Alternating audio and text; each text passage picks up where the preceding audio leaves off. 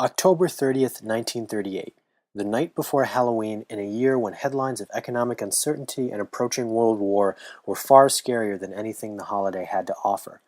Shortly after 8 p.m., many Americans turned their radios to CBS, where they heard authentic-sounding news bulletins describing massive explosions on the surface of the planet Mars. Soon, announcers were reporting that Martian spacecraft were landing outside major U.S. cities, releasing massive fighting machines that killed everything in their path with death rays and poison gas. Listeners heard the Martians wipe out the U.S. military, and then a voice that sounded like President Roosevelt's asking them to remain calm. But it was only after the Martians conquered New York City that listeners heard an announcement explaining that this was not in fact real news, but instead a radio dramatization by 23-year-old Orson Welles' Mercury Theater on the Air of The War of the Worlds. The H.G. Wells classic, which is the original for many fantasies about invasions by mythical monsters from the planet Mars. But by that point, according to popular legend, it was too late. Thousands of listeners had already taken the fake news to be true and fled their homes in terror, putting on gas masks, grabbing firearms, and clogging the streets in a mad rush to escape the imaginary invaders. Thanks largely to the sensational reporting in the next day's newspapers, stories of the War of the Worlds panic earned a permanent place in our popular culture and made the name of the young Orson Welles. I'm extremely surprised to learn that a story which has become familiar to children through the medium of comic strips and many succeeding novels and adventure stories should have had such an immediate and profound effect upon radio listeners. At least, that was the story I knew when I began researching the War of the Worlds broadcast, not knowing how much that narrative has been picked apart by academics and researchers in the years since, who seriously question the size and scale of the panic and the objectivity of the newspapers that reported it. But, whether these authors believed in the panic or not, I soon discovered that they generally relied on the same sources over and over again, without adding anything new. Without a new source of contemporary, unfiltered data about the audience response to the War of the Worlds broadcast, it seemed like there wasn't much more that could be said.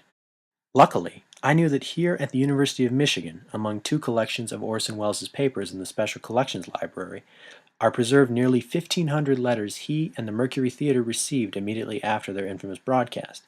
These letters, only recently rediscovered, had never before been used by historians, and when I combined them with hundreds of other letters preserved at the National Archives, which were written to the FCC and other federal agencies, I had nearly 2,000 pieces of correspondence in response to the broadcast, coming from a broad swath of Americans, literally from penthouses to prisons. Reading the words of these long-lost listeners brought me into their homes and automobiles as they experienced the show firsthand, with a level of intimacy and immediacy I could never have gleaned from the newspaper accounts and sociological studies other researchers had relied upon.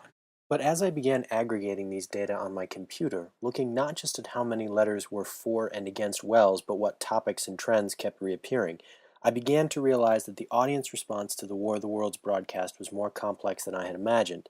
By combining both collections of letters, I found that most were written by people frightened and angered not by the broadcast itself, but by the stories of panic they'd read in the newspapers, and what they believed that said about the state of their nation.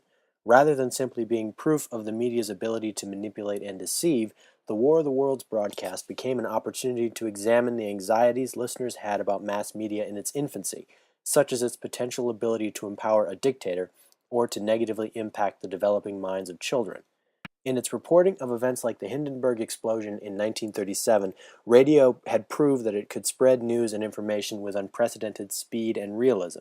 It's a terrific crash, ladies and gentlemen. The smoke and the flames now, and the flame is crashing to the ground, not quite to the mooring mast of the humanity. But, with the War of the Worlds broadcast, Orson Welles reminded Americans that realism does not necessarily equal reliability, a reminder we need perhaps more today than we did in 1938.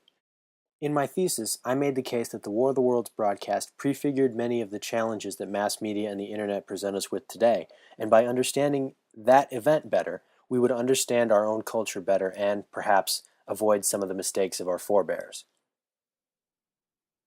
This thesis began because of the University of Michigan's Wells collections and was nurtured along by the resources provided to me by the university libraries, from every book I could possibly need to databases that put newspaper articles and radio broadcasts from the 1930s at my fingertips. And this makes it even more of an honor to be recognized by these libraries for this research. It was a privilege to make use of these resources, and as I work to publish this thesis as a book, I hope my research will continue to reflect well on the institution that made it possible.